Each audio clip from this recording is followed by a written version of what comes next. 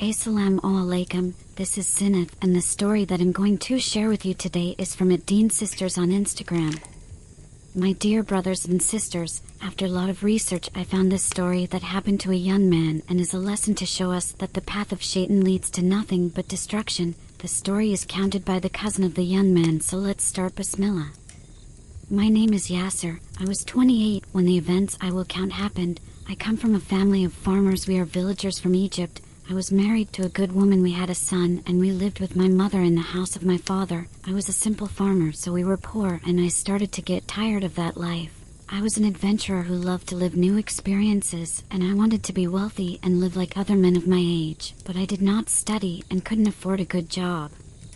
One day some cousins of my mother came to our village to visit us. They were researchers from the city. They worked in archaeology, and they passed by our home for a day, and I was so fascinated by them and their job. They were young men in their 30s like me, but they had a better life than me. They studied and had passionate jobs, so before I knew it I spoke and said, I want to work with you. They all looked at me and said, but what would you work in? I replied, I can help in digging. I can do the hard work of digging or anything you need me in, please.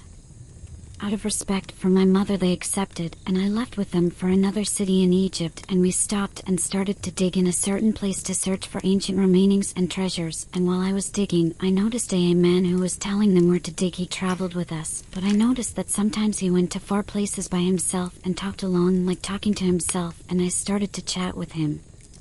I realized that he was a magician and deal with jinns that tell him where to dig for treasures. I knew about magicians, there were a lot in my village, but it never came to my head that one day I would be interested in the jinns until this man said, what exactly would you want from them if you worked with them? I replied, I want to become rich, and he smiled. He said to me, let me teach you something, my son. In the jinn world the females are much more powerful than males and have more influence and evilness. The females jinn queens are the ones the magicians work with mostly, especially the ones specialized in dark magic. So if you want to become rich, I suggest you to search about the Queen Kala. She is specialized in searching for hidden treasures, but she is very evil and not easy to deal with, so be careful.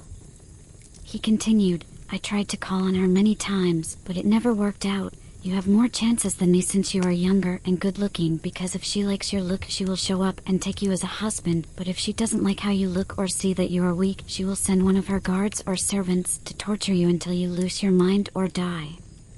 That is why I warn you.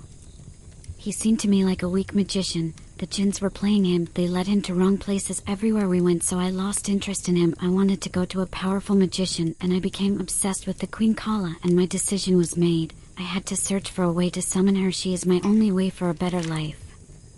We traveled again to a new city, and this time we stayed in a small hotel, and in front of it was a big house, so I got curious, and one of the workers told me that it belonged to an old woman who is a dangerous magician, and this was exactly what I looked for since months. I immediately went there, and a young woman who guards the place said to me, you are looking for a way to call on Kala, right? Come and enter, Yasser, my mistress is waiting for you. I was terrified. How did she know my name and what I was thinking?